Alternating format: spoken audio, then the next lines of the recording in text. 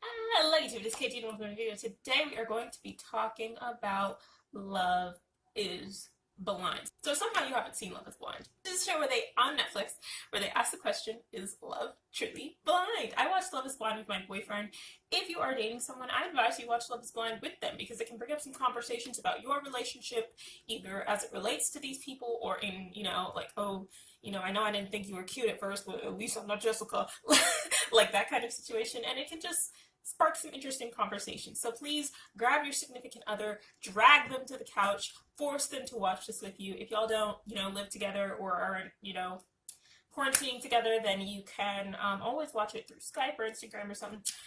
But I advise watching this with a loved one. Anyways, so Love is Blind is a show where they had all of these people from the Atlanta area, which is near my area, so I don't know why I wasn't on the show, probably because I'm not single, but anyways, all these people from the Atlanta area who wanted to, it was all straight and bisexual people, and so they would split up the men and the women. The men lived in one house, the women were in another house, and what they would do is every day they would go on like a speed dating, blind date situation, where they would go into these little rooms called the pods, and in the pod there is a thin blue wall. On the other side of the blue wall is the person that you were talking to.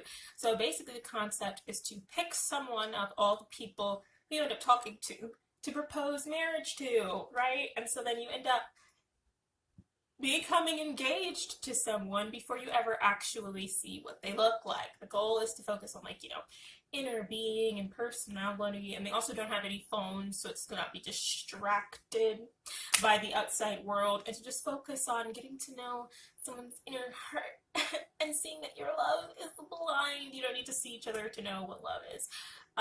Yeah, and then after you propose to someone, you two can then meet, see each other face to face. Then you go on a little trip to, I think we went to Mexico, I don't know, a little trip to get to know each other, maybe, do some knocking of the boots, and just spend time with each other where you can actually see and touch each other.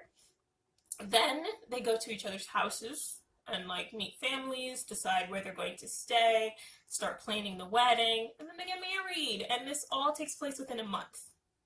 Within a month from talking in the pods to marriage. A month. Okay, 4 weeks. Anyways, today I'm going to be ranking Love is Blind. I'm going to be ranking, first of all, individual cast members. I might rank the couples, but I might not if I find it's just the same. Yeah, but I'm going to start with ranking individual characters in this show because, child, it's rough out here in these streets. So I feel like everyone's top of their list and everyone's bottom of their list are the same people. The middle is probably where the fun is going to happen. So with that being said, we're starting on the bottom. I actually have my list like over on the side that I can refer to if I need, help, if I need to look at my notes. But I'm not even going to open it because we all already know who's on the bottom of my list. We already know. It's Jessica, period. So this is going to have spoilers. If you haven't seen Love is Blind, pause, grab your girlfriend, grab your boyfriend, grab your non-binary romantic person, and hop on the couch, do a little, what's it called, binge, and then you can come back. Okay, you good? Okay, great. Jessica. So Jessica was dating Mark. If you don't know, she's the 34-year-old white woman with, like, the long white woman hair. She's the one that was drinking all the time, Jessica. I don't know what's wrong with her. Well, I do. But, like, how can you not like someone that much and have it be just so obvious to everyone?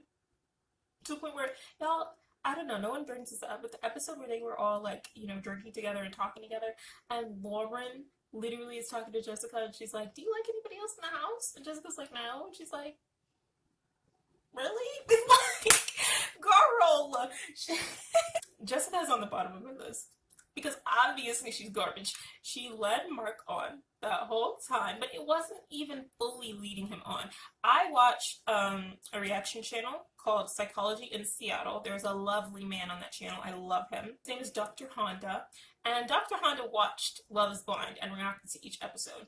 And he brought up this concept of Jessica something, I think he called it lack of self, or like she doesn't understand herself. She doesn't understand what she wants. She has to look at other people and see what other people are doing to compare her life to their life to try and just have their life. She doesn't really have a full understanding of what her own desires are, and that is what I feel like came through with Mark. Like within like seconds it appeared with the editing, but probably like a few minutes, like maybe like a half an hour of talking, she would go from like breaking up with Mark, just being like, bro, I don't want to have sex with you, I don't want to look at you, I don't like you, you're ugly, I want Barnett, no.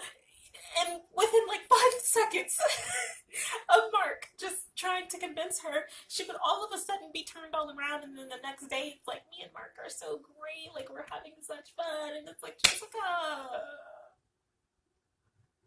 baby girl. I just don't like how obvious it was that she liked Barnett. And you know, to a certain extent, you can always say, oh, it's just editing. The show edited her to look that way. But, like, literally every time she was in the room with Barnett, and this irritated me every time she did it, every time she was in the room with Barnett, she would be talking to him as if, like, hey, if you want to leave Amber, I'm available. Mark and I, we're not really, you know, I took the ring off. Mark and I aren't really, I'm not feeling it. So if you want to, you know, like every time she was talking to Barnett, she would tell him how badly things are going with Mark and how she just doesn't think Amber is right for him. And it was like, girl, he ain't choose you. Like in the beginning, when Barnett gave her that ultimatum, she chose Barnett. She didn't want Mark. You went back to Mark so you would have somebody. And you know what, girl? Like a lot of these people on the show made me wonder, like, what's wrong with them?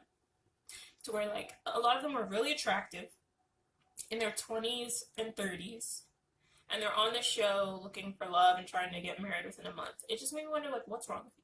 Why have you not, like, gotten with anybody before? And with a lot of them, I couldn't really find what was wrong with them. They just seemed like fine people. But Jessica? So we don't like Jessica because she led Mark on. We don't like Jessica because she kept trying to get with Barnett, and Barnett was clearly uncomfortable. Every time he would talk to her, he looked really uncomfortable. And also Amber, like, that was rude. We don't like Jessica because in the reunion episode, she was still denying it. Like, if she had just come in the reunion episode and been like, look, I never really got over, you know, things went quickly, it was just a month, I never really got a chance to get over Barnett turning me down, and I just wasn't into Mark, and I didn't know what to do, and I just made some bad choices, I regret them, and I'm sorry. That would have been fine. You would have made Amber look like the jerk for not forgiving you if you would just fessed up and owned up. She tried to BS and circle her way around, and it was like, baby girl. And now Jessica looks silly. She will forever look silly. Forever looks silly because you let this man on. And then it was also like she didn't want to be with him to the point where she would look for excuses to not be with him, which we've all been there. You don't want to be friends with someone anymore. You don't want to be in a class anymore. You don't want to be dating someone anymore. And so you're looking for someone to give you an out rather than just creating the out yourself. So she would constantly bring up how she was 10 whole years older than Mark, even though she was 7 years older than Barnett, whatever. Oh, he's so young, I can't date a baby like that. And she would bring up how he was shorter than her, which made him unattractive, which, when it got to the wedding episode, and Jessica walked up onto the altar in heels, and Mark was still taller than her, and she was in heels. I was floored. I was so pissed. I was livid. Shorter than you in what way? On what planet? I can't. He would make excuses about his mom. She would start fights that make no sense. It was just like, I'll just break up with this boy. Mark had a part to play in that, but we'll get to that when we get to him. So Jessica ranked 12 out of the 12 people. Number 11 is Carlton. If you notice, when Diamond was dating at the Pots, every guy who she kind of turned down and wasn't interested in immediately were the guys who treated her poorly. I don't know how to describe it. I guess the guys who acted like she was a escort or something. Her name was Diamond. So when people were like, oh, that's a stripper name, or just making fun of her for her name, it's like, bro, she's had this name for 20 some odd years. Do you think she hasn't heard that before? That's all you got.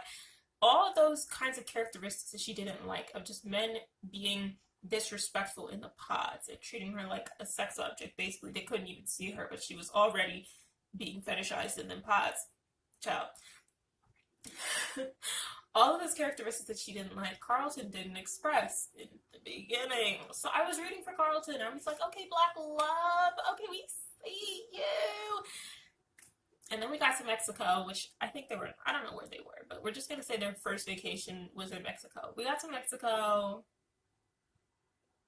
and Carlton completely switched up. He started acting like all the other guys in the pods. He, you know, his little shit about the hat that says daddy on it, and she was like, what are you talking about? Well, he just became disgusting.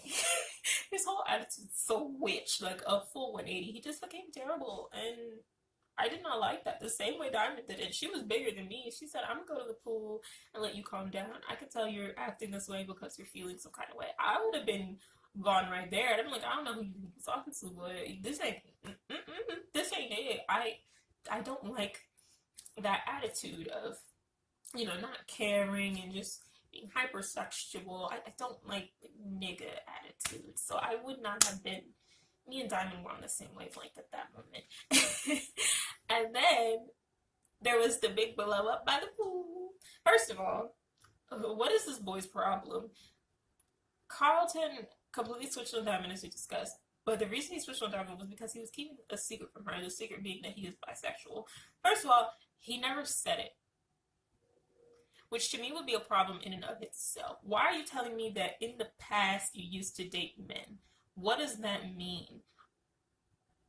Just say you're bi, say you're pansexual, say what it is. He never actually openly said that, which to me shows a lot of insecurity with it and within himself. And I don't need that kind of energy in my life. I don't think anybody does. Oh, my neighbor's dog just ran into the street as a car was coming. Anyways. I don't need that kind of negativity in my life, and I don't think anybody does. Carlton's behavior was absolutely disgusting, and his just genuine insecurity was a real turnoff and a really, really, really big, bright, bold, neon red flag. I did not like that. If you're bi, own it, say it. He never said it. It was so weird the way he described it. Like, I used to date men in the past. What does that mean to me? What are you saying? His insecurity continued to be there in their pool fight, what ended up breaking up Carlton and Diamond, in that he didn't ever give Diamond a chance to speak. And as I said, I watched the show with my boyfriend, and he brought up the point to me that, well, he's clearly been through this before. He can already tell what direction this is going in. And I was kind of like, okay, that's an angle. Then I watched Dr. Honda talk about it. And he presented another angle that I like better, that basically there was a chance that Diamond wasn't, okay, if you didn't watch the show, what happened was Carlton did finally fess up to Diamond that he was bisexual by saying in the past he dated men. And Diamond said she needed to take some time to think about it. She came back to the pool to talk to him. She was very calm. And basically she was just like, why didn't you tell me I think she said you played the system or you played the game or something, like you was just trying to keep things from me and not be your real self. Why didn't you tell me? And Carlton immediately blew that up into her being homophobic and denying him, which it was clear watching the show that Carlton has been through this before. He has dealt with women turning him down before, which is why he struggled to tell Diamond in the first place, and which is why that was the first thing that his brain went to when they went into this conversation about it. But that's not what Diamond was talking about. That's not what Diamond was upset about. And even if Diamond did have some prejudices and some confusion about what bisexuality was, because she did, you know, bring up the point of like, well, if you like both men and women, how do I know you're going to stay faithful to me? Even then, they could have had that conversation, and they could have addressed some of her, what's it called? Some of her ignorance towards it. Ignorance doesn't automatically mean that you're not willing to work with it. I think if she wasn't willing to be with him, she wouldn't have even sat down and had that conversation in the first place. She came with questions. She came to talk. She came very calm. And there were multiple times, not even just at the pool fight, but multiple times throughout their whole situation where Carlton would be blow-up-shooting a situation. He would be making a fight a lot bigger than it was. He would be making a fight out of nothing. Making a fight out of a simple talk. Making a fight just huge when it was just like, hey, do you want, cereal for breakfast? He'd be like, why the would I want cereal, you dumb bitch? Like, it was just too much. And so there were a lot of times when Carlton was escalating a situation when Diamond would try and bring him back down and be like, bro, I just want to talk to you. I'm just explaining how I feel. Like, let's just be real here. Diamond really tried. Diamond really gave him a chance. And Carlton squandered that chance because he's Garbo. He's Garbo. I've heard that he's done some private interviews which have really shown his true colors to be even worse than they looked in the show, but I haven't looked into that just yet. I will, but I haven't just yet. I wanted this review to be based just on this show. But Carlton, he just really was very insecure, very reactive, and he had poor communication skills, and he didn't give Diamond a chance. I don't think Diamond was homophobic. I don't think Diamond would have turned him down based off that without letting herself experience it. And I also don't think you're automatically homophobic if you don't want to date bisexual, pansexual, transgender people, but that's an unpopular opinion for another day. I just think that she just needed to talk to him and get some things out there, and if she decides, hey, I don't want to be with you, it's not really a moment to get mad. It's not really a moment to blow up. It's not really a moment to call her out her name and act incorrect like niggas do, but at least then it would have been justified. At least then it would have been, she did turn you down, so now you're feeling rejected and now you're lashing out. She didn't even turn him down. She just asked a question, and Carlton was just doing too much and too little, and I just did not like his nigga energy. I didn't like his insecurity. I didn't like his insincerity. I'm not here for Carlton. Number 10 on my list. This should come as no surprise. Mark, my darling, Markham. Mark was Jessica's fiance. I was going to say boyfriend, but that phase lasted about half a second. Mark was Jessica's fiance throughout the show. And I know that we started this out bagging on Jessica, talking about how she was leading Mark on and blah, blah, blah. But did you forget the part where I said that Jessica would have moments where she was breaking up with Mark? Especially the one where she took her ring off when they were in Mexico in the hotel room. She would have moments where she was breaking up with Mark, but Mark would somehow bring her back around and convince her within a few seconds. Part of that was Jessica's problem of just not knowing what she wanted and not being able to stick to her guns, but part of it was Mark. I don't want to say he's manipulative. I feel like that's a stretch. But the way he spoke was very strategic. I just didn't like how Mark carried himself and how he never wanted to take Jessica's words as what they were. He never wanted to just hear what she had to say and take it at face value. He always had to try to convince her of something else. He always had to try to fight for her to feel a different way, fight for the relationship. The one conversation that got me between them, because I've been in the conversation before, was when Jessica was saying, I don't want to have sex yet. I'm not comfortable yet. I just don't know. And Mark responded with, well, I don't want you to be demanding or commanding me, one of the two. I don't want you to be basically demanding things of me. And she was like, what are you talking about? Because, what does that mean? What? I guess it is a demand, because if I say I don't want to don't want to have sex, and you do, your choices then are to not have sex, or rape me. So, take your pick, I guess. That was just, yeah, she was commanding you not to have sex with her, and I just didn't like that situation in a way that I can't explain. Ladies out there, I feel like you understand what I'm saying, but I can't actually say it. That was just nasty.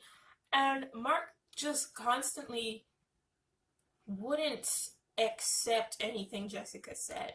And it, played poorly on him because he looked just stupid. He looked dumb. If your fiance tells you that another dude, basically her ex, she still thinks he's sexy. She tells you that to your face and you stay with her, but you're dumb. So he just looks stupid because he was staying with Jessica despite her clearly not wanting him. Like, all the signs were there. She even told him at one point, and he was just stupid.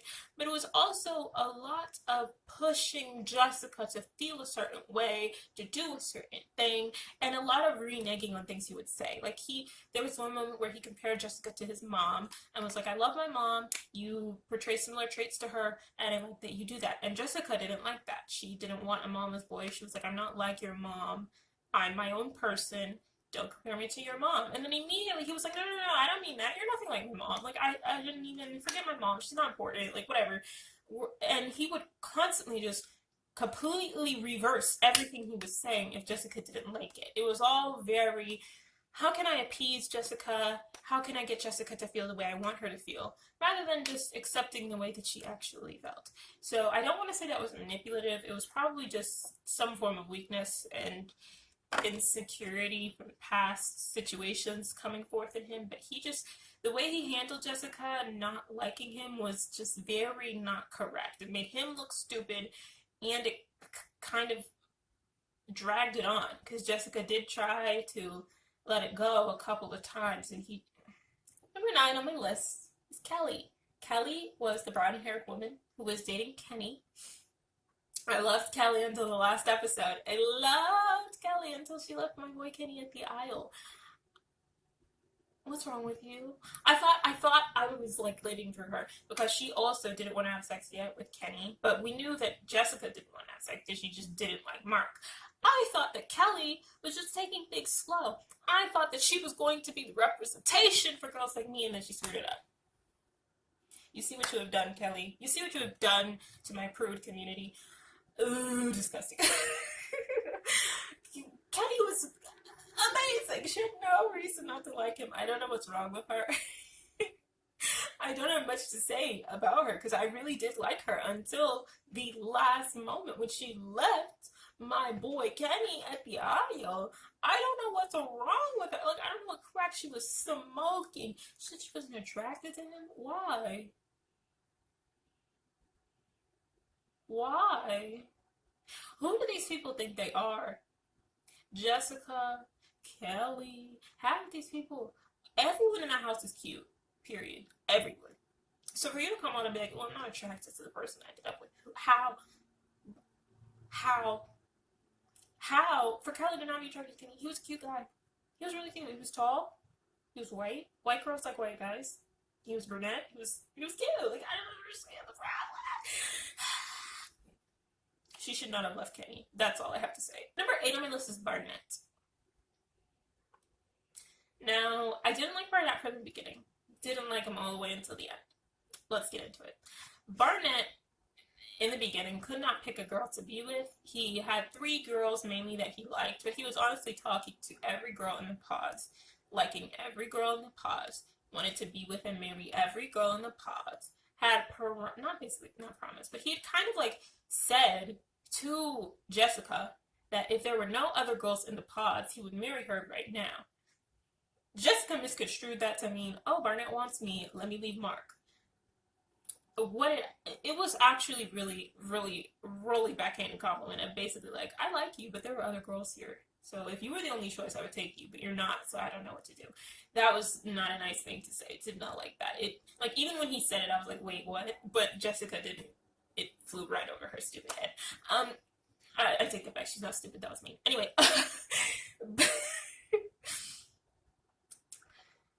Barnett, straight from the jump, just didn't know what he wanted. Couldn't pick a girl. I don't know what was wrong with him. Like, if you like someone, like them. Like, I don't know how he ended. He was basically a player. He was stupid. I did not like it. And also, he had that energy of, I'm cute and I know I'm cute. Ladies, we know what this is. When a guy is, like, the star of one of the sports teams, all the girls want him, and it's like, yeah, you're cute, but you're arrogant. There it is. There's the word I've always been searching for. The certain, like, subconscious arrogance that comes with certain guys being too cute. Barnett had that about him. And it, A, makes you uglier. So then it makes me like, why do you even feel like you could be this arrogant when you ain't even all that? and B, made him just annoying. Like, pick a girl. No one else in the pod had this problem, but stupid. Then I didn't like him because when he ended up choosing Amber, it was fine. He was dating Amber, it was fine. Amber was like crazy, crazy, and I felt like their energy kind of didn't match. They were opposites attracting. I was like, okay, I get this. I like them. We're fine. Then it got to the point of Amber basically fessing up to him that she has no job. She has no plans of getting a job. She wants to be a stay-at-home mom. She has credit card debt and she has student loan debt, and she wants him to pay it all off. And there was this look in Barnett's eyes of, no, get a job, what? And he didn't say that. He just agreed that was fine. And then for the next like episode or two, whenever they would go out to dinner or when he was showing her his house, which he had a house. It was a nice house. I feel like Amber said his house was small or something. I was like, you don't have a job. You're homeless. Anyway, Barnett, he just like was under her foot, and I just didn't like that. If you want her to get a job, y'all can have that conversation. You should have that conversation because the number one reason the couple's divorce is money problems. If from the jump you don't like the financial situation that you're getting yourself into, you need to talk about that. So I just didn't like that. I thought it was very immature, and it made me not like Barnett. Like, I didn't like him at the start, and then once I started to like him, he screwed up again. So I was just very over Barnett. Number 7 is Amber. I was really tied. I'm like, should you put Amber below Barnett or Barnett below Amber? I decided on Barnett, obviously. But Amber is my next one because I appreciate, like, okay, Amber was crazy. Amber had no job. Amber had a bunch of debt. She just wanted to be saved, basically. But I liked that Amber knew what she wanted, and I liked that she wasn't afraid to stand up for herself. She knew what she wanted. She knew she wanted to be safe. She knew she wanted some man to come in, buy her a house, and buy her nice things, and take care of her debt, and basically just pay all her bills and let her just chill for the rest of her life. She knew what she wanted, and she was upfront about it. And I appreciate that energy. I think that Barnett handled it poorly, but Amber, she just knew what she wanted. I don't have an issue with that. And then the next thing that I liked about Amber was that she was not afraid to stand up for herself, especially in the reunion episode, but more so before that as well. When dealing with Jessica, Amber was very mature about it. She was very outspoken. She was very like, I don't like what you're doing and I'm not going to accept it, which is not usually the thing that people do, especially down south. We're very make nice. We're very talk behind their back. So I appreciated that Amber was just like, no, Jessica, I see you're trying to get on my man, and I don't like it, and I don't like you.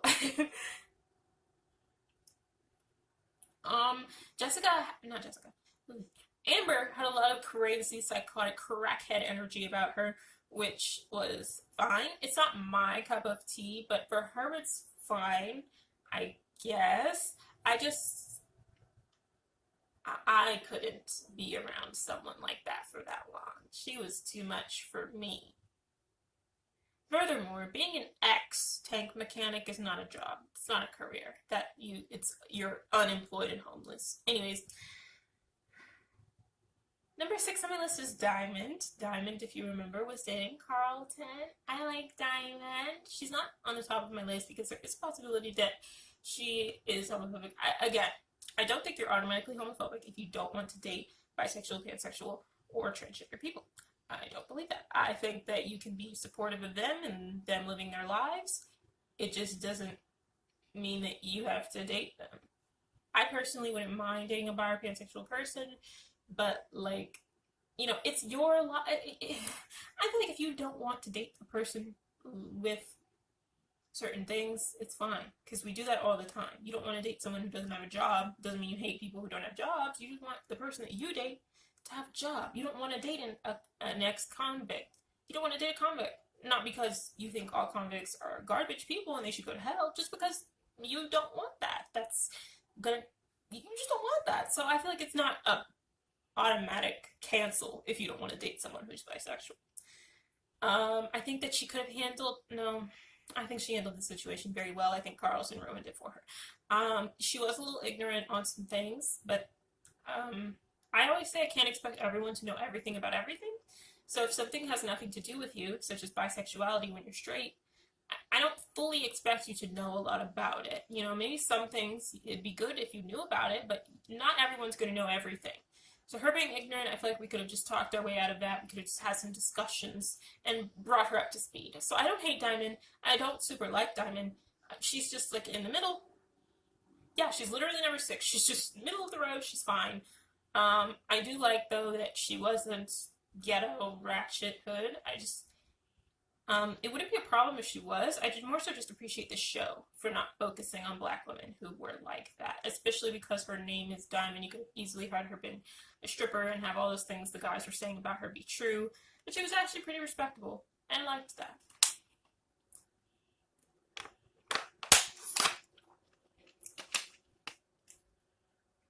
Number 5 on my list is Damien. Damien was dating Giannina. He was the white guy with the short little like squarish hair. That's a weird description.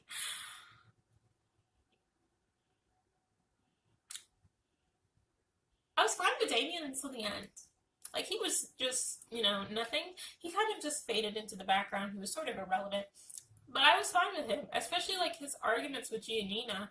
He would have decent points, and I felt like he was communicating pretty decently, and I just appreciated the way that he treated her and his understanding and his patience with her. I was fine with Damien until Giannina said yes and he left her at the altar. Like, I get where you're coming from. Like, I don't think you're ready. I don't want to marry someone who isn't sure about me. But she was sure about you. Like, in that moment, at least she said yes. Y'all had been having good days before that. You only had a month. Like, I don't know what you expected to happen. I just like it was a little silly of him. I don't completely blame him for it. I don't hate him for it. He's only number 5 on the list. It's fine. I just wish that he hadn't done that, because now he and Giannina are dating outside of the show, and it's like, well, you could have just been married. Like, she clearly wanted you. If a guy leaves me at the altar and I still date him afterwards, I clearly love that guy, because you are not about to humiliate me like that and then just carry on in public, like in national TV, Instagram. No. Mm-mm.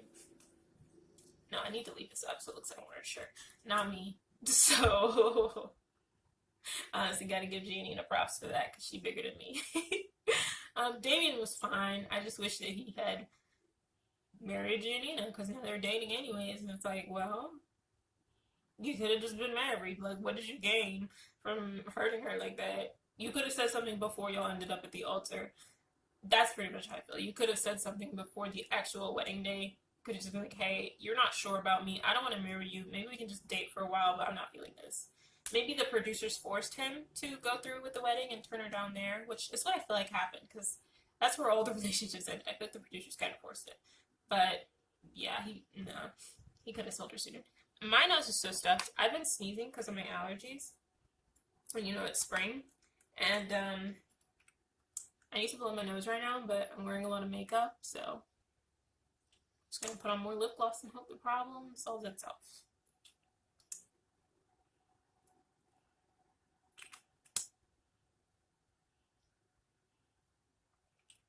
We stand shiny lips in this household.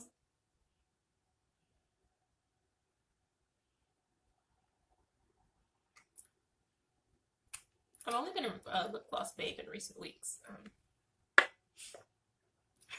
Number 4 on my list is Giannina. Giannina was crazy. She was crazy. I really liked her and Damien's communication. I feel like they were good at communicating. Giannina did like yell at him a lot and kind of go off track sometimes when they were arguing. Like, he would be talking about one thing, she'd be like, you know how you say that this is the best sex you've ever had? And it's like, girl, what? That's not... But generally they had good communication. I just appreciated watching them. Giannina was very sweet. She talked weird. She like put weird pauses in between all of her words. It's kind of funny. I love her name. She's very wholesome, very sweet. She was willing to stay with Damien even though his parents are clearly racist. Like, maybe I'm not supposed to read it that way, but it looks to me like they're racist. Like, against a white girl, too, which is just... like, that is some intense Republicanism. I need to blow my nose, I'm sorry. I feel like that is some intense republicanism where your son being engaged to an immigrant means that you don't even want to meet her. You aren't even going to show up and meet this girl not one single day. You're just fully against the whole thing. So for Giannina to still stay with him with that, through that, it's kind of stupid because kind of like that's his family. But it's also it shows her dedication to Damien and her commitment, and I appreciate that. And she just had good energy. She was crazy, but she wasn't like Amber crazy. She was her own kind of crazy that I liked. Like, again, I don't think we would be friends, but she was just a good person, and I just didn't have a problem with her. Yeah, she had some good moments. She was like, the ripping up of the dress. I just like the way that she handled things. She was always very, I don't know what a word for it is, like diva, but mature diva. Mature diva. There you go.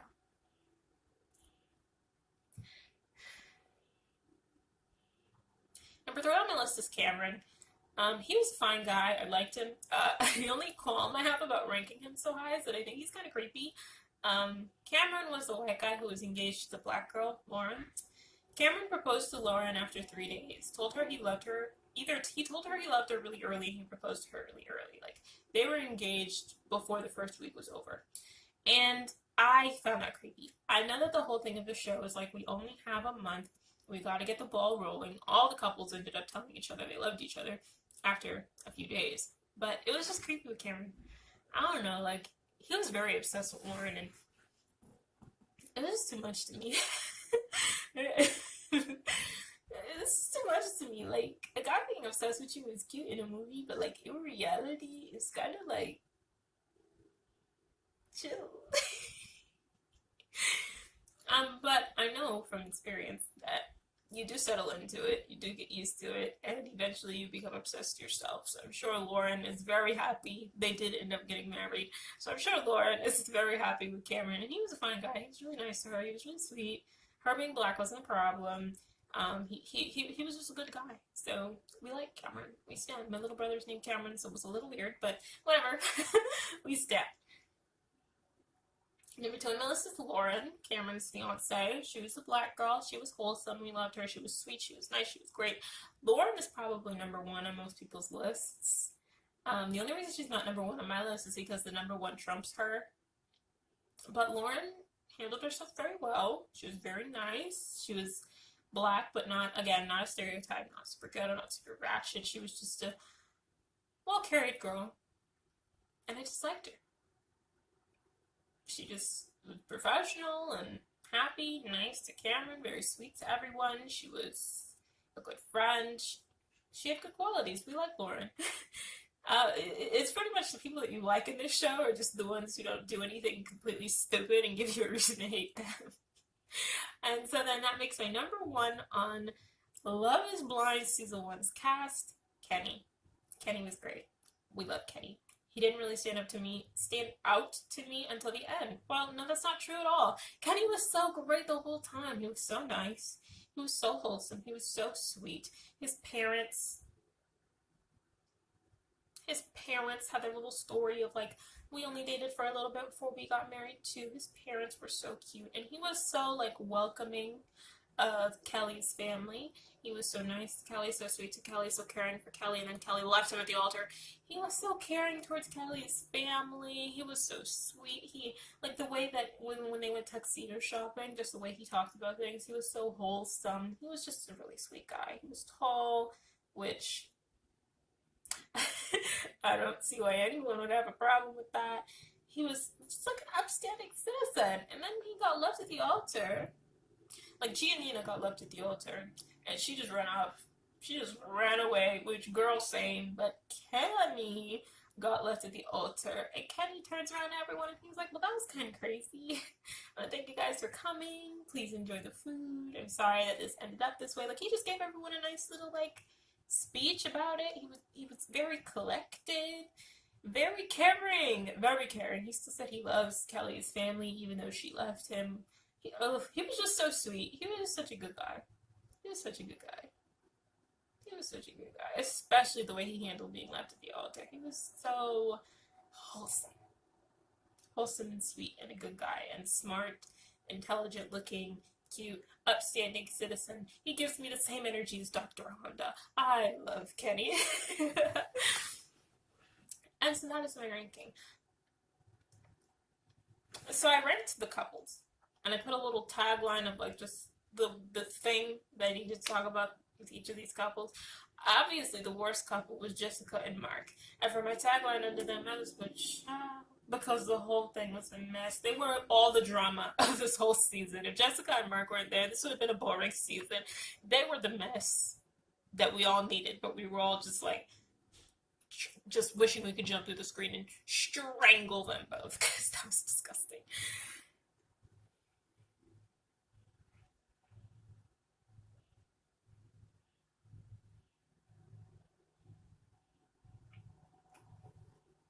Next on my couple ranking list is Carlton and Diamond.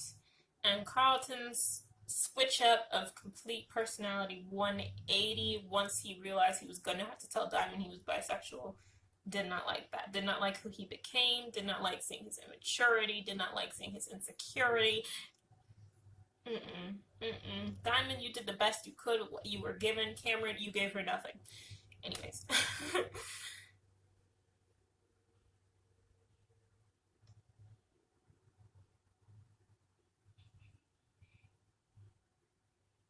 Next on the couple ranking list is Kelly and Kenny. Kelly, I cannot believe you met this man at the altar. I still can't believe it. Like, he's such a great guy. I don't get it. I don't get it. Doesn't make sense.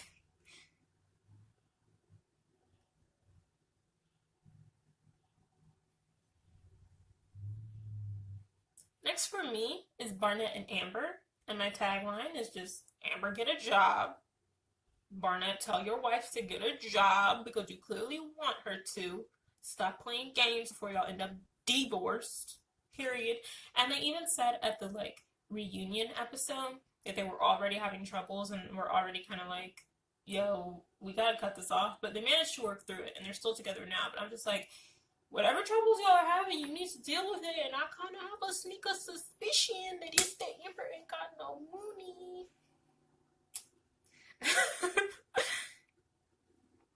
The second best couple on my list is Giannina and Damien. Again, I just really enjoyed their communication. They had a lot of issues, but I feel like at least they tried to fix them. I just like them. I don't know. And then obviously versus Lauren and Cameron, they were super cute the whole time, super wholesome. They had basically no fights, no problems, no nothing. They were boring. They made the show boring by being too perfect together.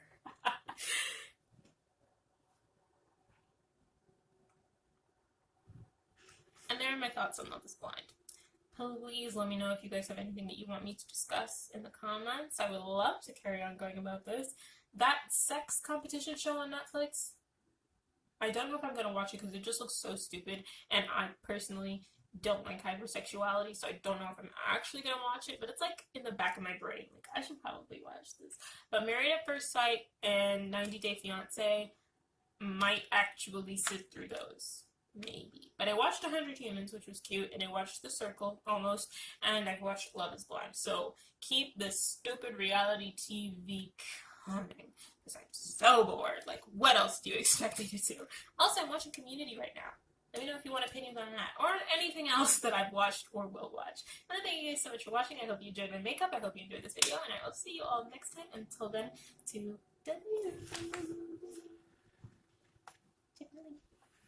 I'll sit here and look cute while you click away.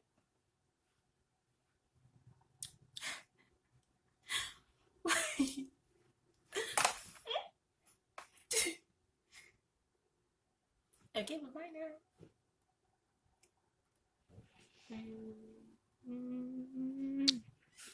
That was gross. Please leave.